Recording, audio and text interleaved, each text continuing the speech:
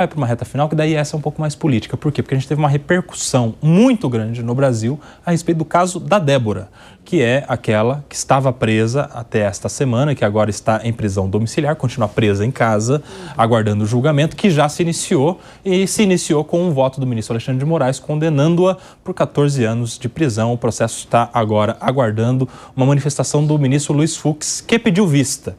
E veja só, que é o processo da Débora, é outro processo, mas que foi assunto do julgamento do Bolsonaro. A gente separou alguns trechos a respeito da Débora nesse julgamento.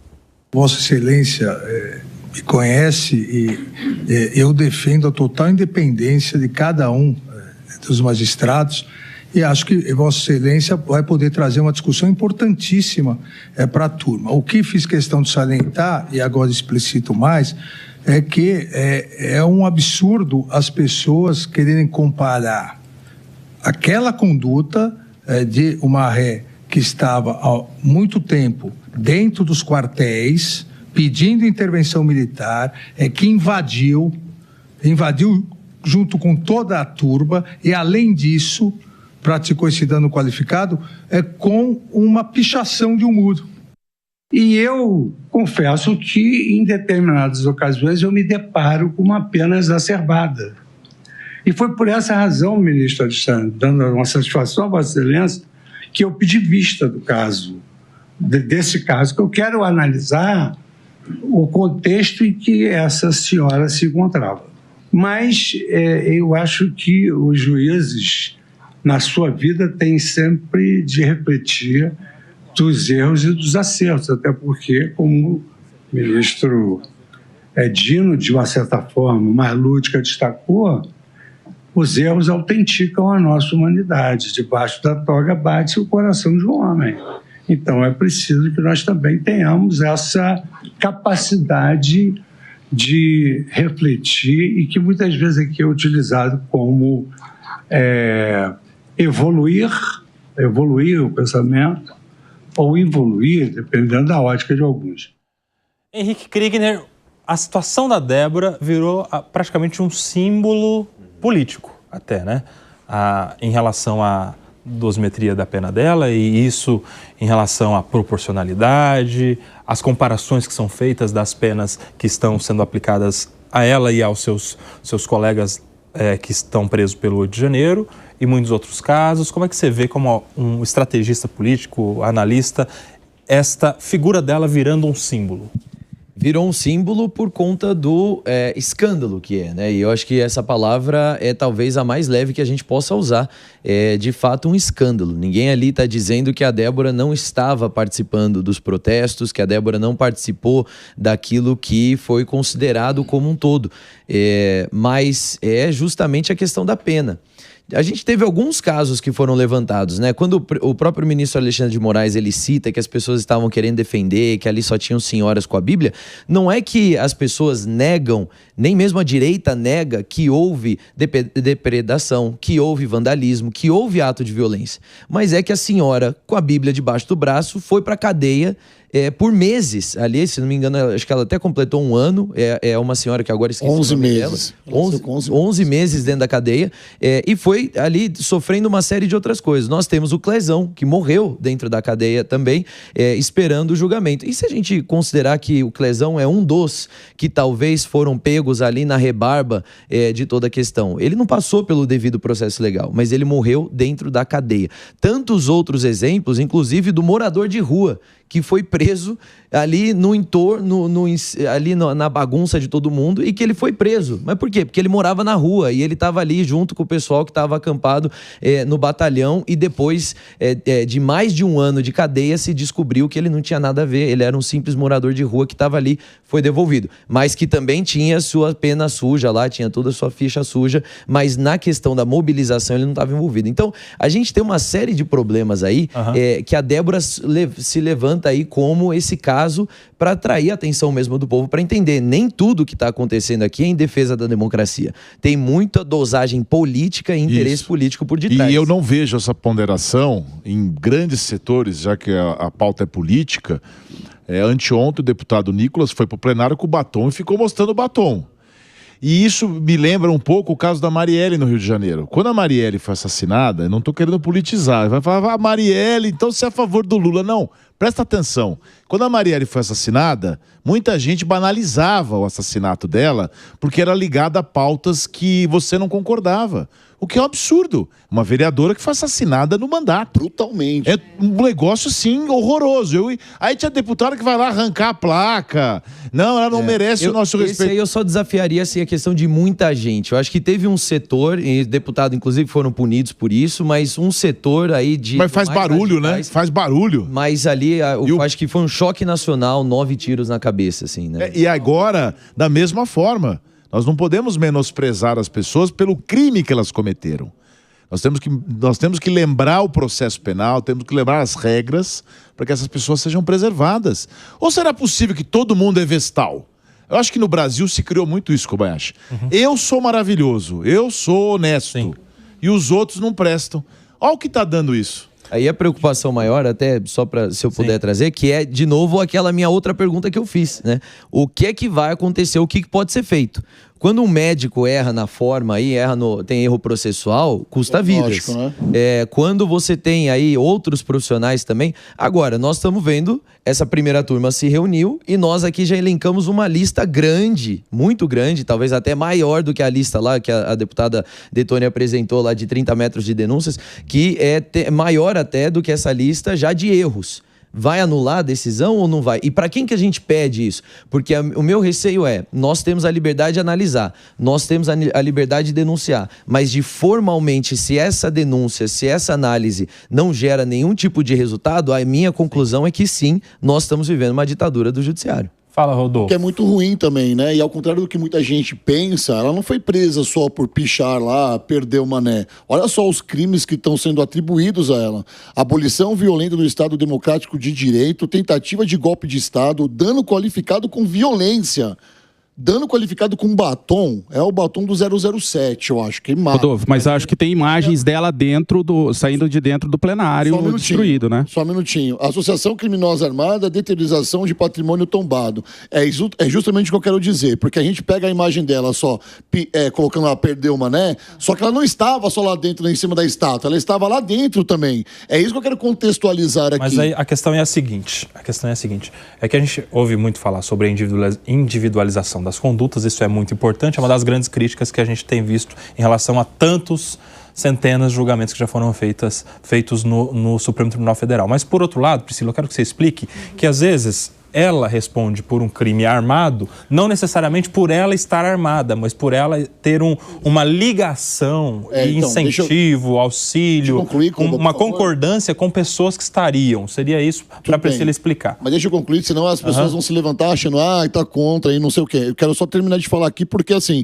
eu acho, na minha colocação, um absurdo, 14 anos, sendo que a lei diz que ela é mãe, ela tem uma filha, ela tem uma criança menor de 12 anos, e isso não se fez valer. Houve um erro no processo aí. É isso que eu queria deixar claro. Não perdeu o mané, tudo bem, ela foi presa, 14 anos, peraí, já é muito, uma pena avançadíssima, fora do padrão.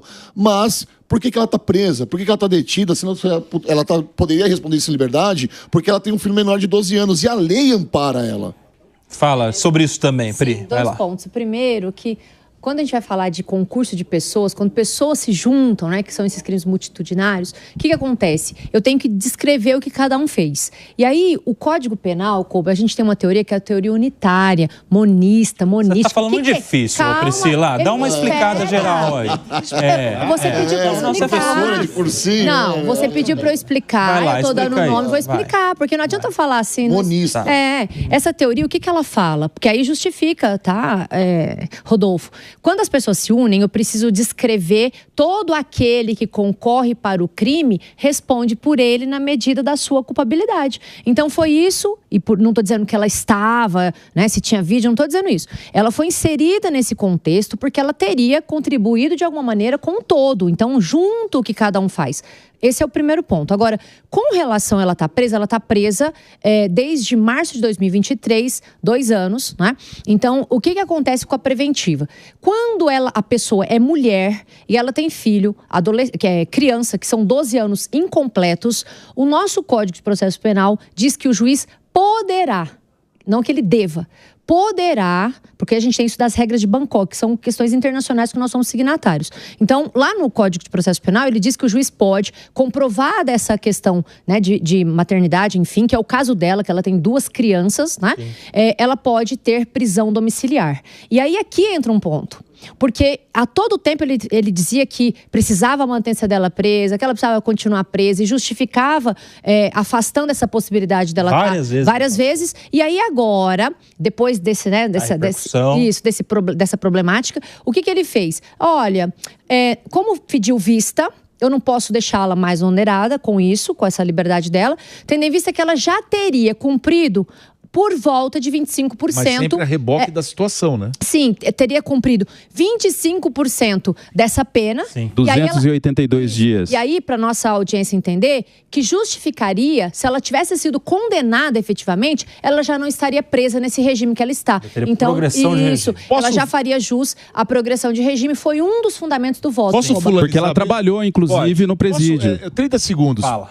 Você está conduzindo muito bem, hein? Você é um craque. Eu entendo um pouquinho. Obrigado, Fiquei 4 anos na Rádio Cultura. Eu sei o que é um debate. 8 em ponto, não é isso? Você conduz muito bem. Eu vou fulanizar depois que a professora falou, para trazer. Por isso que eu falei que não é que não exista uma ditadura. Para mim não existe uma ditadura do judiciário. A gente tem que lembrar o seguinte: numa democracia, o judiciário tem a primazia de errar por último. Então alguém vai falar por último. E se tiver errado, muito errado, a gente vai classificar. A semântica, ela permite. Existem situações de ditadura do judiciário em vários processos, como o Cristiano citou. Tem muita gente sendo injustiçada, não é só esse caso. E nós precisamos combater todas as situações. Agora, vocês viram o voto do André Mendonça nesses casos do 8 de janeiro? Leiam, é muito interessante. O terrivelmente evangélico, que eu chamei de terrivelmente justo. Ele afasta metade desses crimes, condena por atentar à democracia, porque aquilo ali era um ritual contra a democracia, mas não classifica como golpe, porque eles realmente não tinham instrumentos para golpe. Então eu achei um voto legal, interessante, deu uns 5 anos, 6 anos, que eu acho que é uma pena que talvez seja muito mais adequada, não para a Débora, mas de um modo geral. Então, por isso que eu acredito no judiciário brasileiro, que ainda existe formas da gente fazer isso e discutir a matéria. Agora, Cris, para a gente fechar aqui, você acha que vai ter uma revisão no caso da Débora, no caso, na condenação dela, que está com vistas para o ministro Fux? E aí? Eu acho que vai ser complicado, porque se eles forem revisar a pena dela, talvez tenham que revisar outras. Sim. Como a Priscila falou, artigo 29 da coautoria. Então, o agente responde pelos atos da turma, vamos dizer assim. Só que para responsabilizar pela autoria, precisa ter o que se chama de adesão subjetiva de vontades. O que significa isso? A Débora tinha que estar ciente que participava de um grupo armado, ainda que ela não estivesse armado, e que o objetivo daquele movimento era praticar um golpe de Estado ou atentar contra a democracia. Ela tinha que ter essa ciência e aderir subjetivamente a essa vontade. Então tem casos e casos. Tem pessoas lá que estavam fazendo uma manifestação contra a corrupção, outros, por diversos motivos as pessoas estavam lá. Eu não conheço a prova completa do processo da Débora, né? Rodolfo mencionou que ela esteve também dentro do plenário, mas a julgar pela conduta dela, realmente, que está sendo transmitida, que é o batom, eu vejo como um exagero muito grande. Só para deixar claro que viralizou um vídeo dela, pedindo desculpas, inclusive, e nesse vídeo ela fala que ela não entrou em lugar nenhum. No vídeo dela, né? Ela disse que não entrou em nenhum dos prédios. Ela não só falou isso, como também falou que não sabia que eles iam lá para poder fazer um golpe. Falou que até então, que esse vídeo está... Entrou na onda. Mas agora, Priscila, para você ver, foi negado para ela o acordo de não persecução penal, porque disseram que a conduta dela foi extremamente grave. Né? Ou seja, ela tem mais crimes, não caberia a NPP, né? Sim, porque, ou seja, entenderam que... Mas deixa eu fazer só um outro viés aí. Eu queria saber qual a prova que determinasse essa vontade dela nesse sentido. Não tem. Porque outros não... Mas está relativizando a conduta da Débora, usando para outros crimes, para outras situações, em relação à Débora. A situação da Débora é uma, das outras pessoas que estiveram lá é outra. Sim, exatamente. E estão usando isso de uma maneira vamos dizer assim... Julgando por baseada. Mas por baseada e usando a situação de outras pessoas para relativizar a gravidade do ato do 8 de janeiro. Mas isso aí é de lado a lado. Porque quando você fala, olha esse que violento, todos são violentos, você olha para o outro lado e fala, olha essa que santa, todos são santos. Então, a coisa da individualização é importante por causa disso. E até porque daí você vê quem é que de fato merece uma punição mais grave e quem é que não merece punição alguma.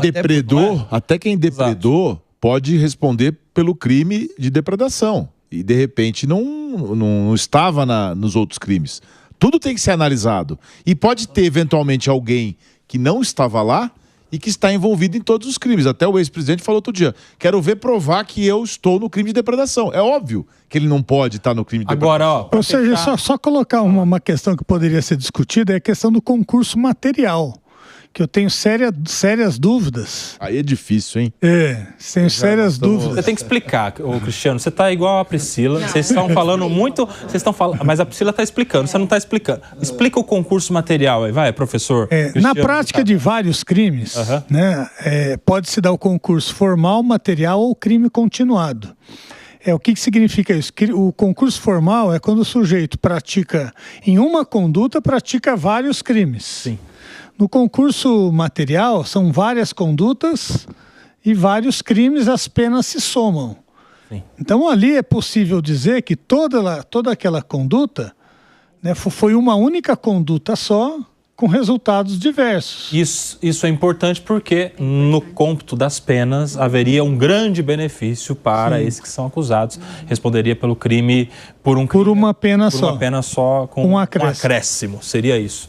E já colocaria muita gente em liberdade. Eu tenho dúvidas, na verdade. Eu não sei se precisaria refletir bem. Colocado.